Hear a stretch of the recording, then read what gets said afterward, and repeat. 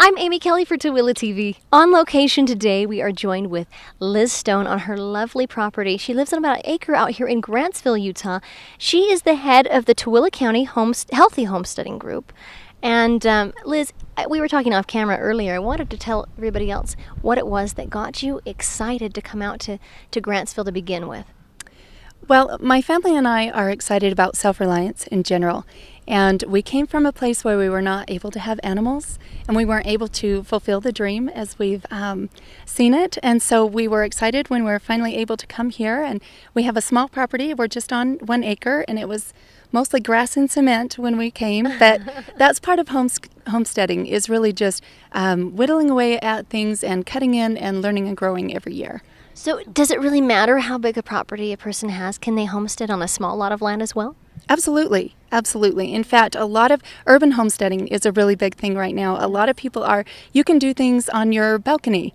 You can do things on your roof. A lot of people do that. But I have a friend in the city, and she happens to be on 1 acre, but they do everything that I do here. So absolutely, you can do it on any amount of land that you have. Well, I've been inspired. I'll tell you, I've always wanted to grow a decent garden and haven't had the success that I've wanted. You told me about a unique program that you had learned that said it's an old Indian thing. Tell us about that. Oh, that is the Three Sisters Garden, and that actually was from the Native Americans, and they would grow corn and then plant beans around the corn, and the beans would then grow up as a trellis on the corn, and squash is kind of like a living mulch around the bottom. And so that's something that we did this year as an experiment. We do one experiment, we do a lot of experiments around here, but at least one every year. And so that was something I learned a lot from this year. Wow. I noticed you have some raised bed gardens out there as well. What's a trick to getting that to work for someone who's never done it? Do you know, raised beds are my absolute favorite way to go. They're very easy compared to cutting into the ground. I recommend it for any beginner, myself included. It really just comes down to putting together the right mix, they're online, they're in books.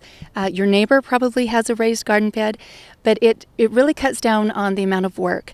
And so there's just very minimal work, and it's very easy to harvest with the raised bed.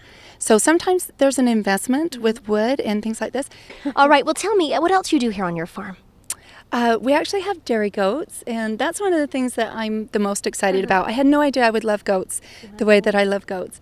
So we just have 2 right now, 1 in milk, and we have chickens. We have laying birds. We recently harvested some meat birds, and they're now harvested they're in my freezer now for the winter for meat for my family. And we garden, and I have a daughter who has a rabbit, and he contributes fertilizer. So that's wonderful. Yeah, there's a lot of little projects going on. Everyone is pitching in. Now, you mentioned the group. How often do you meet as a group? We meet once a month on the 4th Thursday. So we meet at 7 o'clock. We typically just meet here, although we have gone and viewed other people's properties, which for me is the funnest. I like to go see what other people are doing. So give me a sample of what's going on around the community then that you've seen. What's something that's trending in the homesteading movement? Do you know, I'm seeing a lot of people getting involved in winter gardening.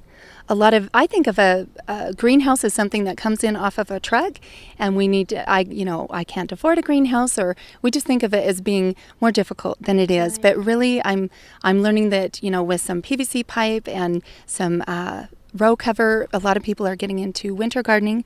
That's something I've not done a lot of. I'm hoping through our group somebody wants to teach it so that I can learn. So it's really a community coming together and synergistically helping one another learn these same skills. That's right. That's right. In fact, I was teasing earlier, if we count on my skills, we're going to run out of things to talk about very, very quickly.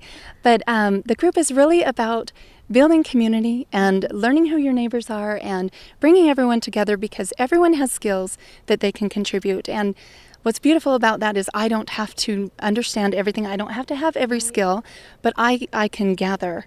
And that's actually a skill that I can bring to the table, is I can gather people together, and everybody has something they can contribute. So.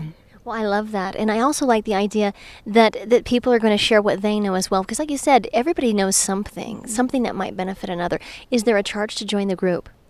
Absolutely not. It's free, and anyone is welcome. I have sometimes people come with the family, sometimes we have husbands and wives.